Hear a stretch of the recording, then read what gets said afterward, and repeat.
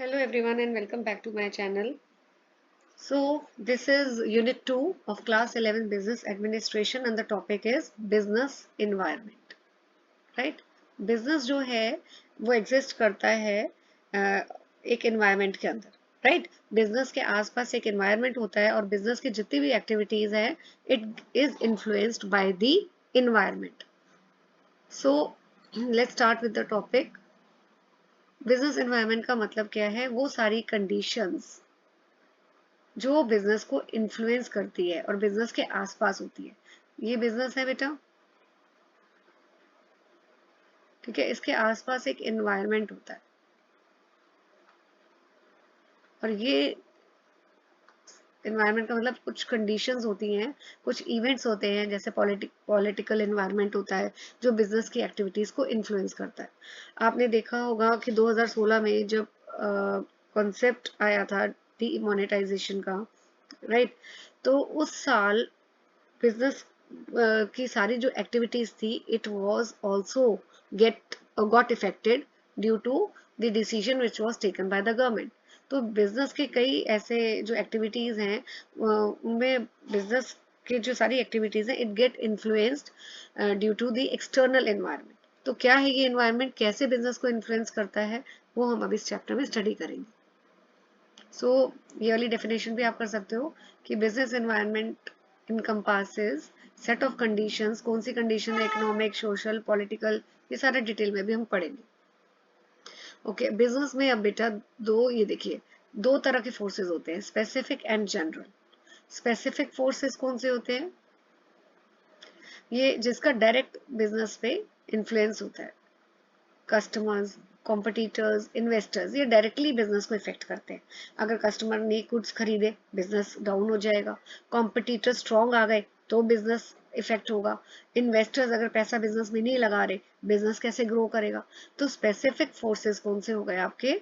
जो डायरेक्टली वो सारे फोर्सेस जो डायरेक्टली बिजनेस को इन्फ्लुएंस करते हैं, वो कस्टमर्स हैं, इन्वेस्टर्स हैं, कॉम्पिटिटर्स हैं. Now what are general forces? General forces आपके सोशल, पॉलिटिकल, लीगल फैक्टर्स होते हैं जो बिजनेस को इन्फ्लुएंस तो करते हैं but not directly, they influence indirectly. Right, indirectly. जैसे अब जीएसटी लगाया गवर्नमेंट ने, जीएसटी लगाने की वजह से अब बिजनेस को भी इम्पैक्ट पड़ा, बिजनेस भी इफेक्ट हुआ. बट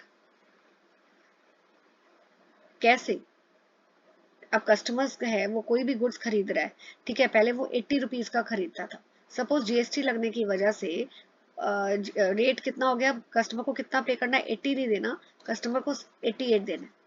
तो अब रेट बढ़ गए कस्टमर के लिए, पहले वो 80 दे रहा था, अब 88 दे रहा है.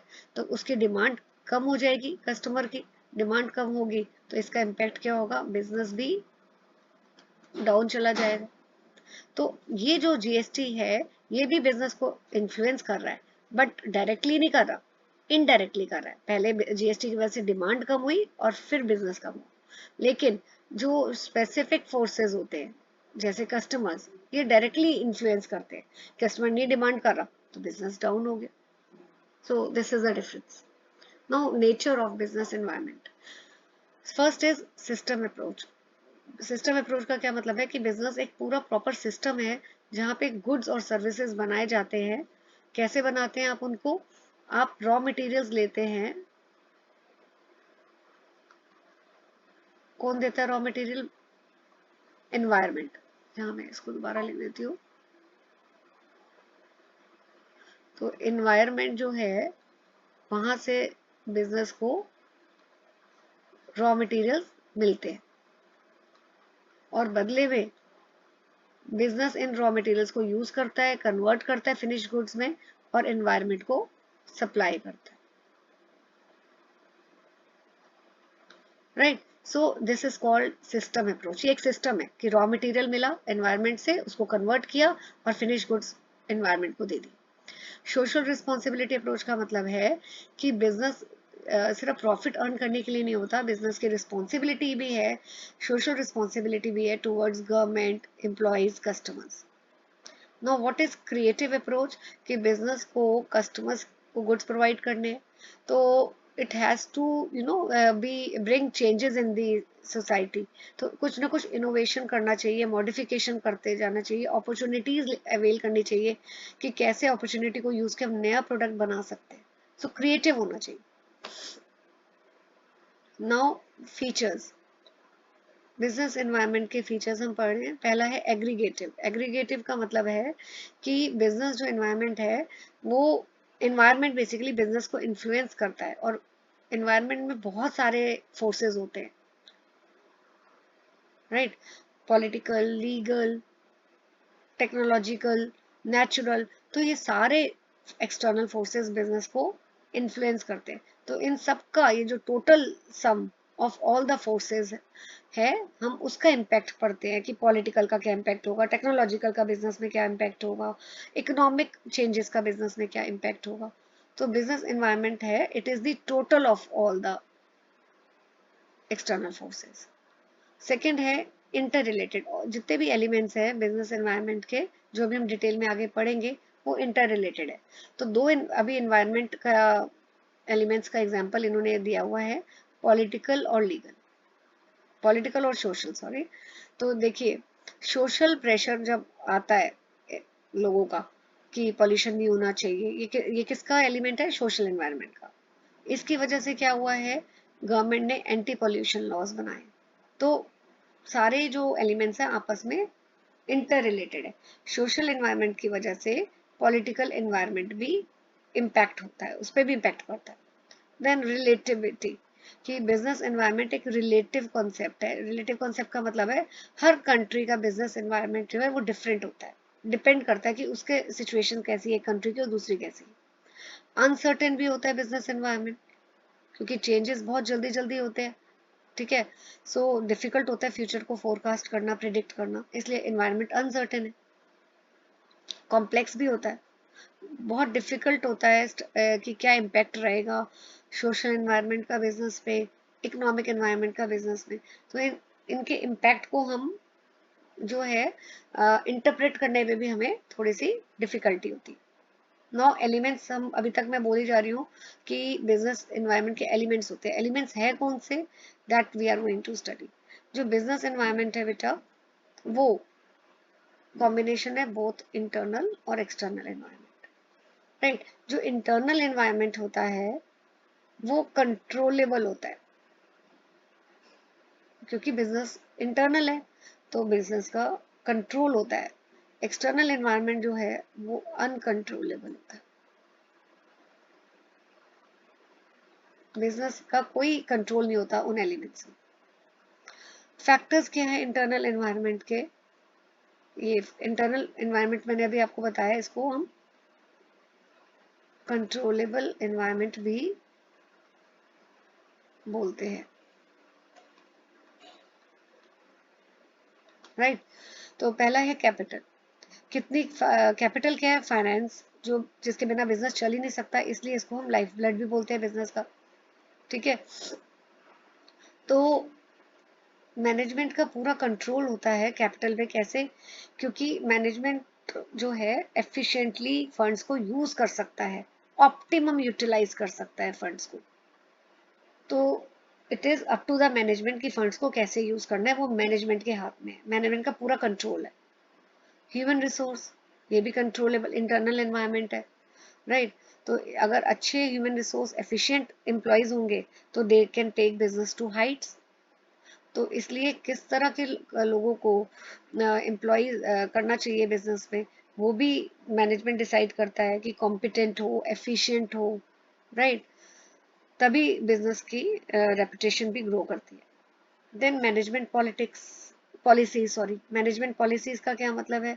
जो बोर्ड ऑफ डायरेक्टर्स हैं, जो टॉप मैनेजमेंट में होते हैं, वो स्ट्रेटेजीज बनाते हैं, पॉलिसीज बनाते हैं, रूल्स बनाते हैं, और उन पॉलिसीज को time to time management change भी कर सकता है अगर वो पॉलिसी एक करंट सिचुएशन में सूट नहीं कर रही, तो मैनेजमेंट का पूरा कंट्रोल होता है। Brand image, so promoting the brand is completely in the control of entrepreneur, ठीक है। अगर बिजनेस को अच्छे गुड्स एंड सर्विसेज कस्टमर को प्रोवाइड करने हैं तो बहुत जरूरी है कि एक अच्छी ब्रांड इमेज भी क्रिएट करें। प्रमोशनल स्ट्रैटेजीज, ये भी बिजनेस के कंट्रोल में है कि पॉलिसीज बनाना, स्ट्रैटेजीज बनाना, ताकि कैसे गुड्स को हम प्रमोट कर सके। एंड इंटरनल वर्क एनवायरनमेंट, जो इन्वायरमेंट बिजनेस के अंदर होता है जहाँ पे मिलके एम्प्लॉयज काम करते हैं एक साथ, वो बड़ा हेल्दी होना चाहिए, गुड वर्किंग कंडीशन होनी चाहिए, तभी जो है एम्प्लॉयज मोटिवेटेड रहेंगे और प्रोडक्टिवली काम करेंगे। तो ये सारे फैक्टर्स इसलिए कंट्रोलेबल बोले हैं कि बिजनेस का पूरा कंट्रोल होता है पॉलिसीज बनाने में, स्ट्रैटेजीज बनाने में, ब्रांड इमेज क्रिएट करने में, कंट्रोल होता है बिजनेस का। नाउ एक्सटर्नल एनवायरनमेंट, ये देखिए, ये सारे हैं, legal, economic, social, political, technological. अब हम स्टडी करते हैं what is economic environment, right. Okay, first is economic. Economic environment क्या होता है बेटा, ये देखिए, जैसे employment, income, inflation, it influence the buying behaviour of the consumers. तो इकोनॉमिकली जैसे हम बोलते हैं ना, इकोनॉमी ग्रो कर रही है, रिसेशन या ग्रो नहीं कर रही तो हम बोलते हैं रिसेशन आ गया, या ग्रो कर रही है तो हम बोलते हैं बूम आ गया। इकोनॉमी में ग्रोथ है तो हम बोलते हैं बूम पीरियड। इकोनॉमी में प्रोग्रेस स्लो हो रही है, डिमांड नहीं आ रही, कंज्यूमर्स गुड नहीं खरीद रहे, तो हम बोलते हैं रिसेशन आ गया। अब ये कैसे बिजनेस को इम्पैक्ट करते हैं? सबसे पहली बात, इसमें बिजनेस का कोई कंट्रोल नहीं होता इन फैक्टर्स में। अब इकोनॉमी में रिसेशन है, रिसेशन का मतलब ओवरऑल एम्प्लॉयमेंट ही नहीं है। अब एम्प्लॉयमेंट नहीं होगी तो लोगों के पास जॉब्स ही नहीं है, एम्प्लॉयमेंट कम हो गई है तो इसका मतलब जॉब्स नहीं है। जॉब्स नहीं है लोगों के पास तो इसका मतलब क्या है कि लोगों के पास पैसा नहीं है, परचेजिंग पावर नहीं है, गुड्स को नहीं खरीद पाएंगे। परचेजिंग पावर कम होती है तो डिमांड भी कम हो जाती है, डिमांड कम होती है तो बिजनेस के ऊपर भी इम्पैक्ट पड़ता है। तो ये बिजनेस को इन्फ्लुएंस तो कर रहे हैं, राइट, लेकिन इनडायरेक्टली करते हैं और बिजनेस का कोई कंट्रोल नहीं होता। तो ऐसे ही बूम होता है तो बिल्कुल ऑपोजिट हो जाता है, लोगों के पास एम्प्लॉयमेंट होती है, जॉब्स होती है, परचेजिंग पावर बढ़ जाती है, खूब डिमांड करते हैं और बिजनेस ग्रो करता है। तो इन्फ्लेशन, इन्फ्लेशन का मतलब होता है बड़ी महंगाई हो रही है, रेट्स प्राइस बढ़े जा रहे हैं, आजकल कितना महंगाई है, प्राइस हर चीज के बढ़े जा रहे हैं, तो उसका भी इम्पेक्ट पड़ता है बिजनेस के ऊपर। अच्छा, अब यहाँ पे देखिए एग्जाम्पल दिया है इकोनॉमिक एनवायरनमेंट का कि लिबरलाइजेशन, प्राइवेटाइजेशन, ग्लोबलाइजेशन। 1991 में इकोनॉमिक रिफॉर्म्स हुए थे। लिबरलाइजेशन का मतलब होता है जितनी भी रिस्ट्रिक्शंस थी वो प्राइवेट फर्म्स के ऊपर वो धीरे धीरे कम कर दी। Privatisation, more power was given to the private sector as against the public sector. Globalisation का मतलब है कि अब हमारी इकोनॉमी वर्ल्ड इकोनॉमी के साथ इंटीग्रेट हो रही है, we are moving, export import बढ़ रहा है, there is free movement of goods from one country to another, free movement of capital, free movement of human resource. Examples देखिए इकोनॉमिक एनवायरनमेंट के, राइज इन इनकम, वही मैंने आपको बोला, demand, jobs है तो इनकम बढ़ेगी और डिमांड भी बढ़ेगी। तो आप ये वाला एग्जाम्पल भी बेटा रिसेशन का भी लिख सकते हैं जो मैंने यहाँ पे बनाया। सोशल इन्वायरमेंट भी बहुत इम्पेक्ट करता है बिजनेस को। सोशल इन्वायरमेंट का मतलब है कि सोसाइटी में क्या फीचर्स हैं, क्या कैसी सोसाइटी हमारी जहाँ पे बिजनेस एग्जिस्ट करता है। देखो, लोगों के टेस्ट प्रेफरेंस बढ़ चेंज हो रहे हैं, ठीक है, बिलीफ वैल्यू सिस्टम चेंज हो रहा है, लाइफस्टाइल चेंज हो रहा है। अभी पहले क्या होता था, आज से 20-25 years back, women were mostly confined to the household work, jobs नहीं करती थी। लेकिन अब जॉब्स कर रहे हैं, सभी जॉब्स कर रही हैं, सभी एम्प्लॉयड हैं, तो अब उनके पास लिमिटेड टाइम है घर का काम करने के लिए। तो because of the change in the lifestyle, अब people they are there is more demand of ready to make foods, ready to cook foods जिसको हम बोलते हैं। तो इसी चीज को अपॉर्चुनिटी लेके, इसी को अपॉर्चुनिटी समझ के कई बिजनेस ने जैसे रेडी टू कुक फूड्स का बिजनेस स्टार्ट किया है। रेडीमेड चपातीज आती है, मैकेन के जो प्रोडक्ट्स होते हैं, वो भी आलू टिक्की एंड एक्सेट्रा, जिसको रेडी होते हैं, बस 2 मिनट लगता है बनाने में। सो ये इनका बिजनेस भी धीरे धीरे ग्रो करा क्योंकि सोशल एनवायरनमेंट में चेंजेस आ रहे हैं, राइट। अब एजुकेशन फैसिलिटीज भी गर्ल्स के लिए बढ़ रही तो फास्ट फूड का बहुत ज्यादा बिजनेस बढ़ गया है ना। तो लोगों का एटीट्यूड चेंज हो गया है। So that is what social environment, और इसका इम्पैक्ट भी बिजनेस में पड़ता है। फिर एक एग्जांपल हम और इसमें दे सकते हैं कि अब women they have started working, they are no longer confined to the household work. तो अब धीरे धीरे जो है they don't have the time to for their families के लिए उतना टाइम नहीं होता, तो वो अपने न्यू बॉर्न बेबीज को जो है वो क्रेच में डाल देते हैं अगर उनको जॉब करनी है, तो क्रेच भी बहुत सारे ओपन हो रहे हैं। तो सोशल एनवायरनमेंट में चेंजेस आ रहे हैं। पॉलिटिकल एनवायरनमेंट मतलब गवर्नमेंट की पॉलिसीज, अफेयर्स जो है, जैसे जीएसटी का मैंने आपको बताया था, डीमोनेटाइजेशन बताया। तो पॉलिटिकल एनवायरनमेंट की वजह से भी बिजनेस इम्पैक्ट होता है। ठीक है, ये देखो, reservation of SC ST OBC education institution, ये भी पॉलिटिकल एनवायरनमेंट है। What is legal environment? Legal का मतलब गवर्नमेंट के रूल्स एंड रेगुलेशन। जैसे आपने सिगरेट के पैकेट्स में देखा होगा कि लिखा होता है, मैंडेटरी रिक्वायरमेंट है कि cigarette smoking is injurious to health. ठीक है, तो गवर्नमेंट ने कुछ रूल्स रेगुलेशंस बनाए हैं, और उन रेगुलेशंस का, रूल्स का, लॉस का भी इम्पैक्ट बिजनेस में हमें देखने को मिलता है। ये सॉरी एग्जांपल्स हैं, इसको मैं, राइट। तो गवर्नमेंट जो है लॉज बनाती है कि safety and health of the worker is very important, उससे रिलेटेड लॉज बनाती है। तो बिजनेस को उन लॉज को फॉलो करना है। Restriction on the sale of, ये देखिए, डेंजरस ड्रग्स। तो अगर कोई भी बिजनेस इन चीजों में डील कर रही है, it can not do so. उसको गवर्नमेंट की पहले परमिशन लेनी होती है, और गवर्नमेंट की रिक्वायरमेंट्स को फॉलो करना पड़ता है। देन कम्स टेक्नोलॉजिकल एनवायरनमेंट, कि technology is moving at a very fast pace, उसका भी बिजनेस में इम्पैक्ट आता है। जैसे आजकल आपने देखा है मोबाइल फोन्स ज़्यादा यूज हो रहे हैं, है ना, एज कम्पेयर टू लैंडलाइन।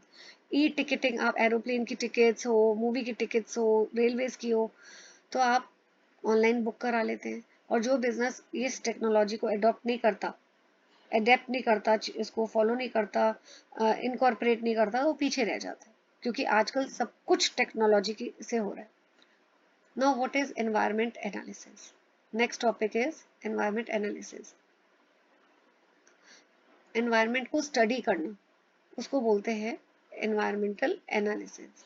इसको हम environmental scanning भी बोलते हैं।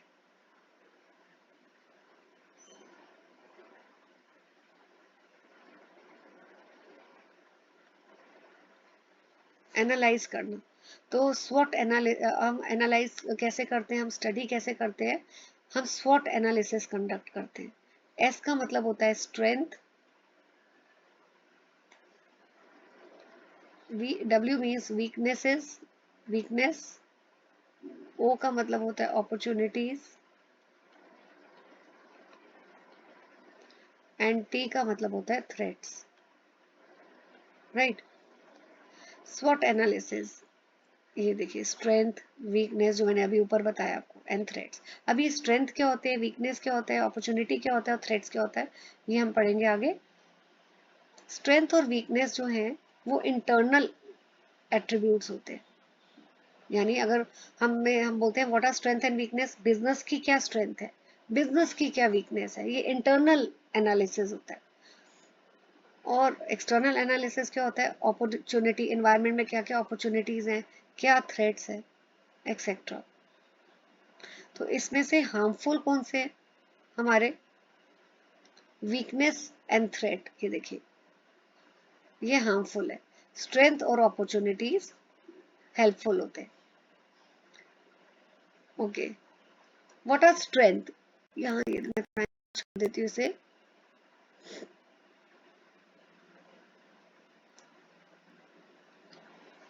इसको थोड़ा सा एक यहाँ, हाँ। स्ट्रेंथ जो है बेटा वो पॉजिटिव फैक्टर्स होते हैं बिजनेस के, कि बिजनेस का क्या स्ट्रॉन्ग वैल्यू पॉइंट है। जैसे बिजनेस में अगर हम बोलते हैं एम्प्लॉयज बहुत मेहनती है, एफिशिएंट है, तो ये बिजनेस की स्ट्रेंथ है।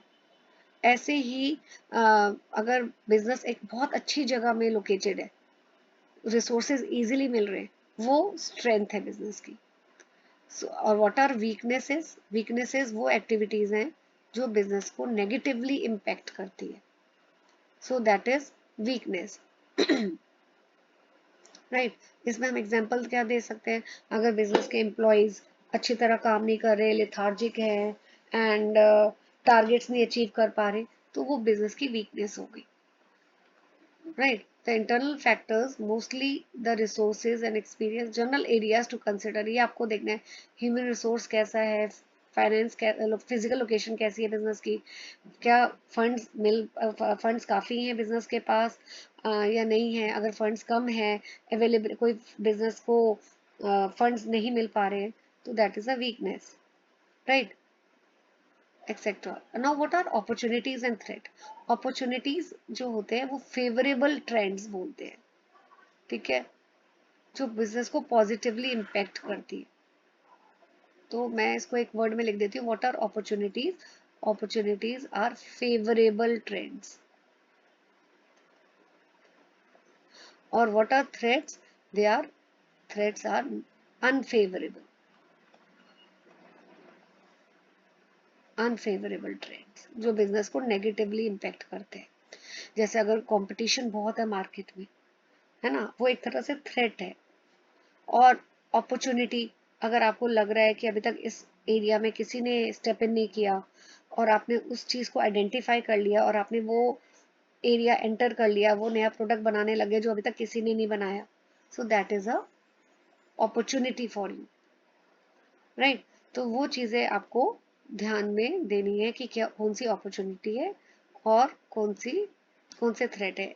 अपॉर्चुनिटी और थ्रेट में बिजनेस का कोई कंट्रोल नहीं होता, ये एक्सटर्नल फैक्टर्स होते हैं। लेकिन स्ट्रेंथ एंड वीकनेस जो इंटरनल फैक्टर होते हैं। ओके, एडवांटेजेस क्या है? हम क्यों स्वॉट एनालिसिस करते हैं, हम क्यों एनवायरनमेंट को स्टडी करते हैं? अगर हम एनवायरनमेंट को स्टडी करेंगे तो हम ग्रो कर सकते हैं, ठीक है, हम अपने वीकनेसेस को दूर कर सकते हैं, अपॉर्चुनिटीज को कैपिटलाइज, मतलब अपॉर्चुनिटीज का फायदा ले सकते हैं, स्ट्रेंथ का एडवांटेज ले सकते हैं, अपने गोल्स और स्ट्रैटेजीज बना सकते हैं, कैसे अचीव करने हैं गोल्स, और लॉन्ग टर्म ग्रो कर सकते हैं। लेकिन डिसएडवांटेज क्या है स्वॉट एनालिसिस का? कि हमें कौन सा इशू को पहले प्रायोरिटी देनी चाहिए, कौन सी प्रॉब्लम को पहले प्रायोरिटी देनी चाहिए, ये हमें नहीं पता लगता। फिर हमें ये सॉल्यूशंस नहीं बताता है। हम जो स्टडी करते हैं एनवायरनमेंट को, उससे हमें सॉल्यूशन नहीं मिलता प्रॉब्लम्स का, सिर्फ हमें पता लगता है ये चीज़ें हो रही हैं। और इतनी इन्फॉर्मेशन हमें मिल जाती है कि कई बार हम कंफ्यूज ही हो जाते हैं। राइट, हमें समझ नहीं आता कौन सा बेस्ट, हमें क्या चूज करना चाहिए। So this is about SWOT analysis. With this, our unit 2 is over. In the next chapter, I will be starting, in the next video, I'll be starting with unit 3. Till then, stay tuned to my channel. Thank you for watching the video.